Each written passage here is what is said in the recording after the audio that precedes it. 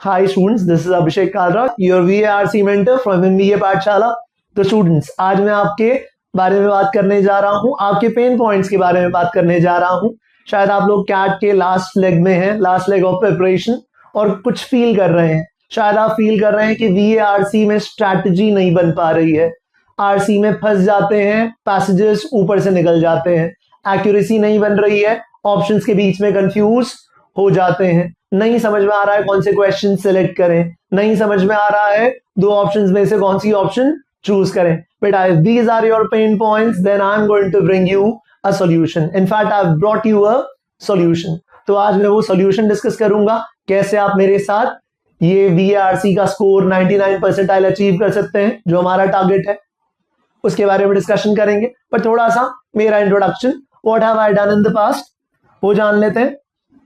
Guys, I scored a 99.99 percentile in CAT VARC. तो 99.99 percentile score किया है। I've been the head of VARC faculty team, not just Delhi team or some Bombay team. I've been the head of entire All India faculty team. So I've trained faculty members. In fact, बहुत सारे faculty members जिनसे आज आप YouTube पे पढ़ रहे हो, they have been my students in the past. So I've trained them.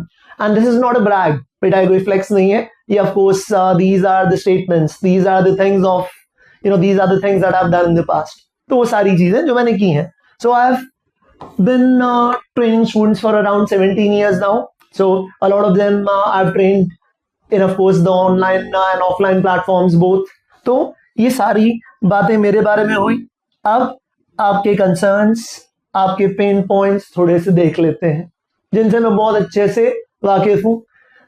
Reading comprehension में पेन पॉइंट शायद यही होता है, एक्यूरेसी कम रह जाती है, आप लोग दो ऑप्शंस के बीच में कंफ्यूज हो जाते हैं। मैं बार बार यही सुनता हूँ स्टूडेंट से कि सर चार ऑप्शंस में से ना हम दो ऑप्शंस तो एलिमिनेट कर लेते हैं, लेकिन दो ऑप्शंस जो क्लोज होती हैं उनमें फिर आगे हम फंस जाते हैं और गलत वाला चूज कर बैठते हैं। Now I am going to train you as to how to avoid this. Author का पॉइंट ऑफ व्यू, ये पीओवी पॉइंट ऑफ व्यू आप मेरे सेशंस में बहुत सुनने जा रहे हैं। बार बार कहूंगा बेटा, पीओवी पकड़ो, पॉइंट ऑफ व्यू समझो, राइटर का पर्सपेक्टिव जानो, ऑथर का ओपिनियन क्या है, ऑल दीज थिंग्स। तो शायद वो आप नहीं पकड़ पाते हैं, शायद आपको वो पॉइंट ऑफ व्यू नहीं समझ में आता है और इस वजह से क्वेश्चन गलत हो जाता है। You get your main idea question wrong. You get your main idea question wrong if you are not able to understand the writer's point of view, the author's point of view. एक और pain point क्या होता है, जो जिस genre में हम बहुत कॉन्फिडेंट हैं, जिस जॉनरा में हम फेमिलियर हैं, वो जॉनरा तो हम कर लेते हैं। तो साइंस वाला जो है, इंजीनियरिंग वाला स्टूडेंट टेक पढ़ लेता है, एआई वाला पैसेज झट से सॉल्व कर लेता है। बट जब बात आती है आर्ट की और बात आती है फिलॉसफी की, तो फिर आप परेशान हो जाते हैं। तो कोई कॉमर्स वाला स्टूडेंट शायद बहुत आराम से बिजनेस स्टडीज वाला पैसेज, मैनेजमेंट वाला या इकोनॉमिक्स वाला पैसेज पढ़ लेता है, बट ये साइकोलॉजी और आर्ट और फिलॉसफी तो सबको ही चैलेंजिंग लगते हैं। So how to make these areas your areas of strength, कैसे इन जॉनरास को, कैसे इन डोमेन्स को भी टैकल करना है, वो भी यहां पे हम डिस्कस करेंगे। ये बात हुई रीडिंग कॉम्प्रिहेंशन की। दूसरा जो सब सेक्शन है हमारा, वर्बल एबिलिटी। वर्बल एबिलिटी में क्या होता है, सेंटेंस को कहां प्लेस करना है, वो जो पैराफिलिंग क्वेश्चन होता है कि कहां पे वो सेंटेंस प्लेस होगा। पैराफिलिंग वाला क्वेश्चन वो बहुत बार अनप्रेडिक्टेबल लगता है, नहीं समझ में आता है पोजीशन नंबर 1 में जाएगा सेंटेंस, 3 में जाएगा या 4 में जाएगा, उसकी क्या ट्रिक्स हैं, उसके क्या स्मार्ट मेथड्स हैं। So we will discuss those smart methods. Summary में बहुत बार स्टूडेंट्स कंप्लेन करते हैं सर चारों ही ऑप्शंस एक जैसे लग रहे थे, चारों ही ऑप्शंस अच्छे लग रहे थे, क्वेश्चन छोड़ आया है इसलिए मैं। तो समरी को किस तरह अप्रोच करें, किस तरह टैकल करें। ऑड वन आउट में, ऑड सेंटेंस में कोई सेंटेंस ऑड लग ही नहीं रहा होता है, लग रहा होता है सारे sentences they are all discussing the same topic, they are all discussing the same subject matter. So how can a certain sentence be odd? ये क्लियर नहीं हो पाता है। तो ये सारे आपके पेन पॉइंट्स हैं। पैराजम्बल्स में बहुत बार सुनता हूँ स्टूडेंट्स को, सर हम मैंडेटरी पेयर्स नहीं ढूंढ पाए, या मैंडेटरी पेयर्स ढूंढ लिए अरेंज करने में फंस गए और ओवरऑल क्वेश्चन गलत हो गया। तो चाहे टीटा क्वेश्चन था, नेगेटिव मार्क्स तो नहीं आए, लेकिन टाइम बहुत लग गया और फिर मार्क्स भी नहीं स्कोर कर पाए, तो ओवरऑल प्रॉब्लम में फंस गए। तो ये आपके पेन पॉइंट्स है बेटा, जिनसे मैंने कहा I am fully aware. Now the point is how am I going to help you tackle these pain points. तो मैं इसका एक पूरा पावर डोज, एक पूरा का पूरा मॉड्यूल प्रिपेयर करके आया हूं बेटा, और वो मॉड्यूल जो है उसके लिए आप मुझे 40 आवर्स देंगे, ये कमिटमेंट मैं ले रहा हूं आपसे। I require 40 hours from you. तो आपने लेट इवनिंग का शो देखना है प्रैक्टिकली एमबीए पाठशाला के चैनल पे, और वो 24 अक्टूबर से हमारा लेट इवनिंग शो स्टार्ट हो रहा है। So you have to be there, you have to be there. ये सारे पेन पॉइंट्स हम वहां पे एड्रेस करेंगे, डिटेल में इन सब चीजों को डिस्कस करेंगे। तो मैंने इस पूरे 40 आवर्स के पावर डोज को, वीआरसी पावर डोज को मैंने 3 मॉड्यूल्स में डिवाइड किया है, और वो वीए बूस्टर, जिसमें हम टॉपिक वाइज ये सारे टॉपिक्स 1 बाय 1 डिस्कस करेंगे। अप्रोच क्या होने जा रही है, किस तरह से टॉपिक वाइज एक्यूरेसी हम बिल्ड करेंगे। आरसी रिकैप, रिकैप का पर्पस ये कि अगर आपने कॉन्सेप्ट्स बहुत पहले डिस्कस किए थे, किस तरह से इंप्लाइड आइडिया क्वेश्चंस को अप्रोच करना है, किस तरह से लॉजिकल क्वेश्चन जो है, लॉजिकल स्ट्रक्चर क्वेश्चन जो है, उनको अटेम्प्ट करना है। If you forgotten all that, then this recap is going to help you a lot. तो ये समझ में आएगा कि एक बार इन टॉपिक्स को कवर कर लोगे जल्दी से तो चीजें ब्रश अप हो जाएंगी। बट स्टूडेंट्स ऐसा ना हो कि आपने ना स्टार्ट किया बीच में और फिर छोड़ दिया, क्योंकि प्रॉब्लम फिर वहीं अटक जाएगी। वो जो स्कोर नहीं बन पा रहा है ना वीआरसी में, वो वहीं का वहीं अटक जाएगा। मॉक्स में फिर जो परफॉर्मेंस नहीं आ रही है, शायद 10 स्कोर कम रह जाता है, परसेंटाइल नहीं बन पाता है, तो बीच में अगर छोड़ देंगे तो प्रॉब्लम वहीं की वहीं रह जाएगी, और उसके बाद कोई और ऑफ कोर्स ऑप्शन नहीं बचेगा, because this is the last leg as you all know. तो ये लास्ट टाइम है, पुश मारते हैं, अच्छे से एफर्ट करते हैं। आरसी बूस्टर प्रॉपर पर्पस यही है कि सारे मेजर पैसेज टाइप्स हम कवर करें, चाहे वो फिर फिलॉसफी वाला हो, चाहे साइंस के पैसेजेस हो, चाहे फिर टेक हो, या फिर इकोनॉमिक्स हो, या फिर मैनेजमेंट हो, ताकि कोई एरिया ऐसा ना हो जो आपका कमजोर रह जाए। बहुत बार ऐसा होता है कि आप आर्ट वाला पैसेज छोड़ देते हैं क्योंकि आपने आर्ट पढ़ा ही नहीं है, you are not in the habit of reading anything related to art और मे बी फिलॉसफी, और वहां पे पैसेजेस इजी आ जाते हैं।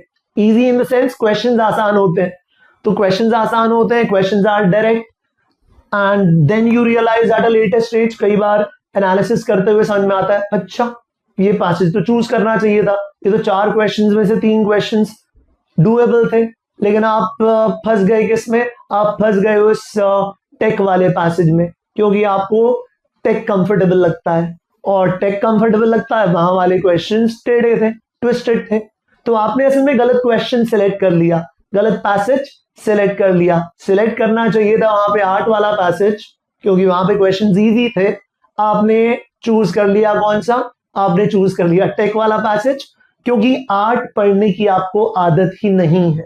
सो what we are going to do is in this RC booster हम वो सारे के सारे मैंने कहा डोमेन्स भी कवर करेंगे। तो ये जो 3 डोमेन्स है ना, ये जो 3 बूस्टर्स है, ये आपकी सारी प्रॉब्लम सॉर्ट आउट कर देगा। बट 40 घंटे चाहिए, जरूरी है, वो बीच में आधा नहीं छोड़ सकते, तो एंड तक मैं आपके साथ कैट तक बना रहूंगा, दैट्स कमिटमेंट। बट आपको भी कमिटमेंट देना है, आपको क्या करना है, आपको डेडिकेशन दिखानी है। कोर्स फी क्या है, कोर्स फी हम आपसे एमबीए पाठशाला के चैनल पे ये लेके आए हैं।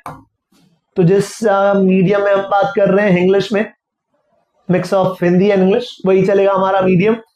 लेकिन ये चाहिए मुझे आपसे, finally you know towards the end you are going to pay the fee in the form of an iron call, you are going to pay the fee in the form of dedication.